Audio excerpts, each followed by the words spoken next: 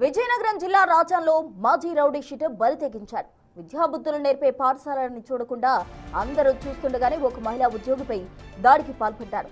స్థానిక జిల్లా పరిషత్ ప్రభుత్వ పాఠశాలలో స్వీపర్ గా పనిచేస్తున్న నిర్మలపై మాజీ రౌడీ షీటర్ అడప శ్రీను దాడి చేయడం స్థానికంగా తీవ్ర కలకలం రేపింది.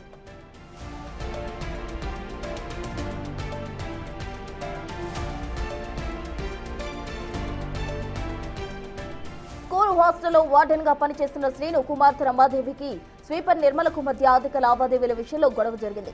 దీంతో రమాదేవి తన తండ్రి శ్రీనును పాఠశాలకు పిలిపించింది. స్కూల్కు చేరుకున్న శ్రీను విధి నిర్వహణలో ఉన్న నిర్మలను అందరూ చూస్తుండగానే కాలితో తన్ని అత్యంత అమానుషంగా ప్రవర్తించాడు. దాడిలో తీవ్రంగా గాయపడి అస్వస్థతకు గురైన నిర్మలను 108 వాహనంలో రాజాం ప్రభుత్వ హాస్పిటల్కు తరలించారు. ఘటనపై బాధితురాలు ఇచ్చిన ఫిర్యాదుతో పోలీసులు కేసు నమోదు చేసి దర్యాప్తు చేస్తున్నారు.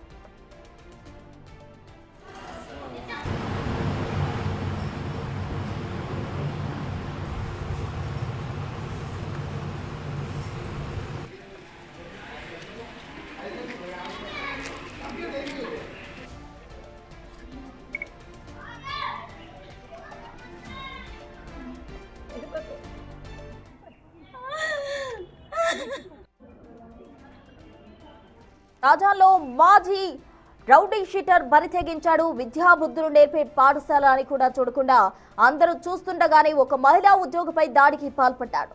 స్థానిక జిల్లా పరిషత్ ప్రభుత్వ పాఠశాలలో స్వీపర్ గా పనిచేస్తున్న నిర్మలపై మాజీ రౌడీ షీటర్ అడప శ్రీను దాడి చేయడం స్థానికంగా కలకలం రేపుతోంది.